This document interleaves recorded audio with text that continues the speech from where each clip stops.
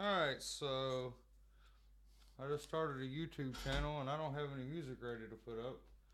So I figured I could talk about some of my guitars. So I'm Jimmy Shamrock, Robbie Horsley, aka Jimmy Shamrock. And I'm gonna talk about some of my guitars because I have a whole lot, as you can see behind me, and even more on this side.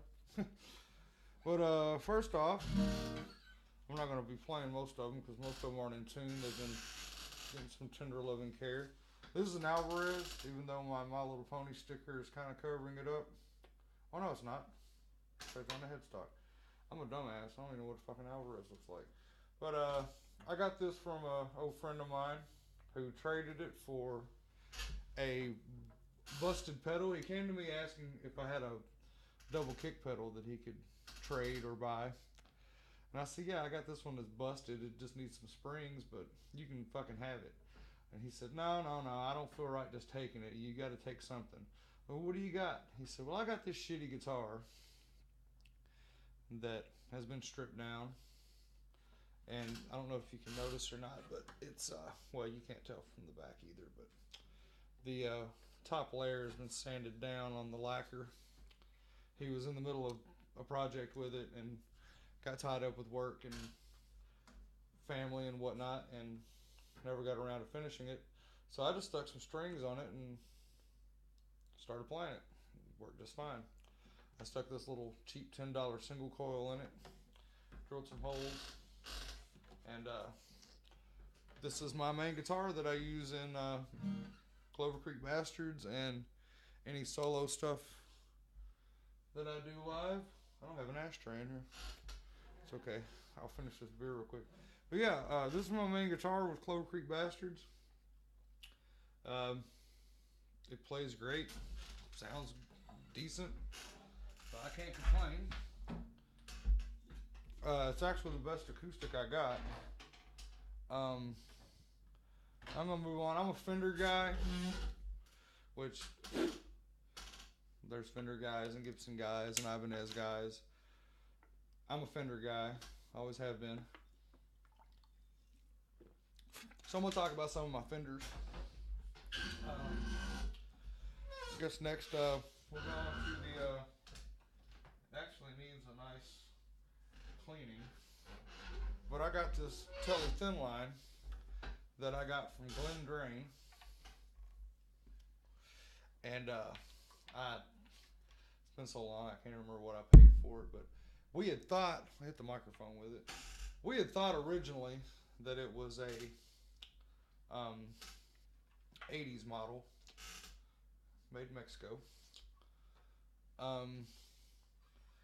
And come to find out, when the neck got out of whack on it, unfortunately with these guitars, the only way to adjust the neck is under here, so you basically have to take the neck off to adjust it.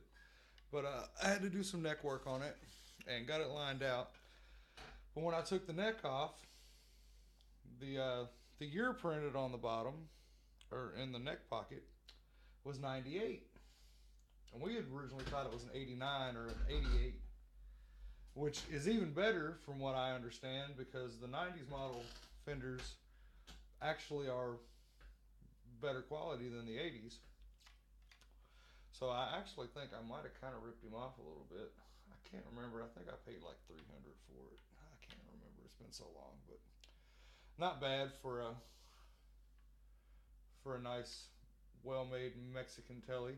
This chunk was taken out of it when I got it, and the only damage that I've done to it was I had to replace the nut, and I accidentally knocked a small chunk out. I don't know if you can see that. Yeah, you can see that pretty good, I think.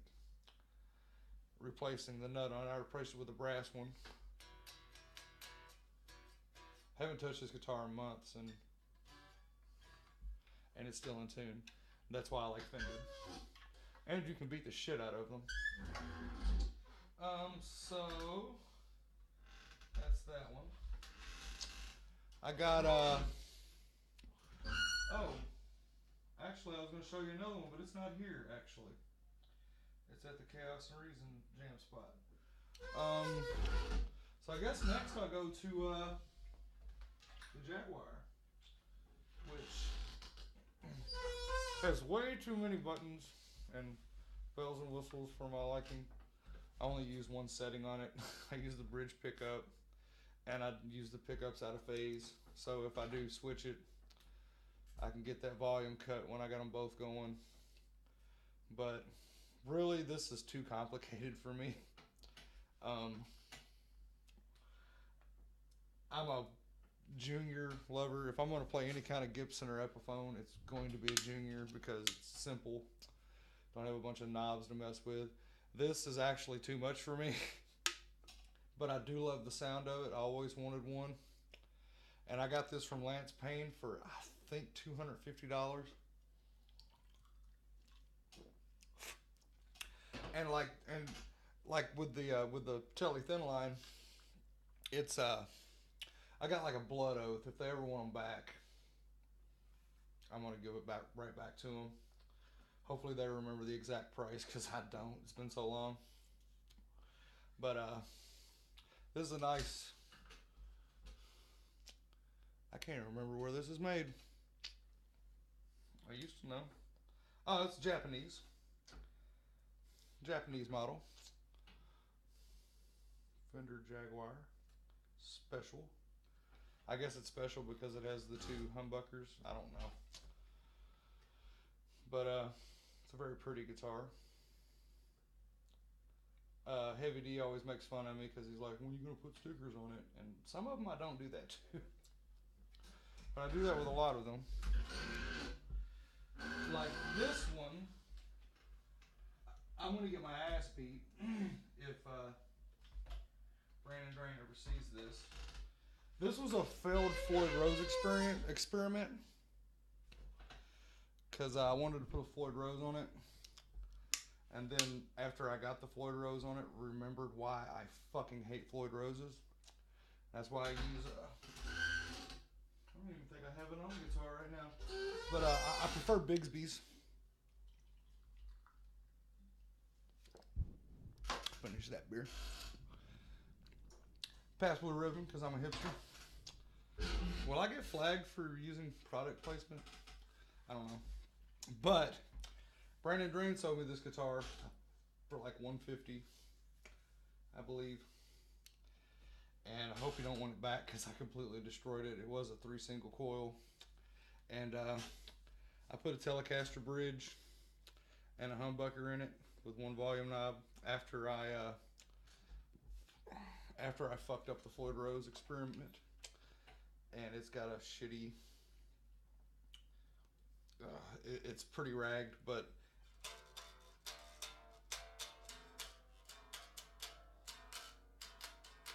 I can't. Is that? I guess that's a whole step down in drop D, but it actually stays in tune, and it's got my favorite sexy video game character on it. Yeah, Rouge the Bat from Sonic Adventure. For those who don't know who that is, and random stickers, Kentucky Bourbon Barrel Ale, which I tried in Lexington at a lobster roll shop on a business trip once, and really liked it, but I really haven't tried it. I really haven't had none for a while, but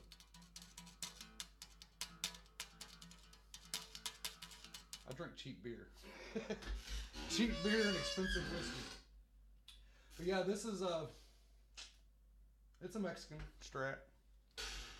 Not much to it. I love Strats.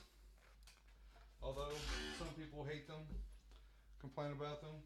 And then they'll play an Ibanez RG, and what's the difference? The different neck, because an Ibanez has that thin ass neck on it. Now, I mentioned the, that's a lovely sound, isn't it? What the hell is it? Oh, it's up here. I mentioned the Bigsby. I got this guy at a pawn shop for $60. It's a Castilla, and it's basically a melody maker, and I stuck a mini humbucker in it.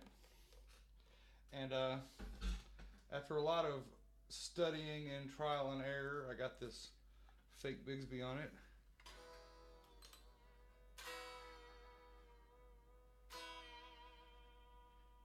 I love that sound. But it's had the shit beat out of it. Hope I don't get flagged for the tiny bit of hentai. But I covered it in random stickers. It says fuck. It's always nice. But I don't know much about these guitars. All I know is it plays really well. And it didn't sound great with the single coil in it, but I stuck this little Seymour Duncan in it, and it sounds pretty good. And it's just a fun little guitar. It's been beat. If the neck is actually cracked all the way down. And I did that at a Chaos and Reason show. It was actually we were opening for Doyle from the Misfits, and got a brand new cheap strap. Sorry, I got a cheap strap, and before one of our songs, I do this little spiel where I jump and act like a moron while the feedback runs, and the strap broke right off the button, and the guitar slammed the ground, and I picked it up, and it was still somewhat in tune, so I just finished the song with it, and then I just launched the guitar across the stage and grabbed another one, because I always take backups, because you never know, shit happens. Fun little guitar. But I guess the guitar that I'm most known for, and I guess this is Mutt number 2. Oh, and for those who don't know, what would Woody do? Those who do know. Those who don't, we'll figure it out later. This is Mutt 3. This is a Kingston. I know. Holy shit, it's actually in tune. This is a cheap Japanese guitar with a broken headstock, and I traded it to Samich from Chaos and Reason, or traded it from him. I gave him an old BC Rich that was god awful heavy, but was more up his alley, and got this from him. Doesn't have top fret markers, so I got it marked with Sharpie. And this was my main Chaos and Reason guitar for a long time. I put this, it looks like a P90, but it's actually, what do they call it, a P100. It's a stacked humbucker. It's got the push-pull coil tap where I can pull it out. It is a P90. Push it in, it's a humbucker. Amazing little guitar. I love these little Japanese, the Teisco Del Reys and the Kingstons and what have you. I love these. They're thin, they're light, and you can beat the shit out of them. And that's kind of a requirement for what I do, because I beat the shit out of guitars.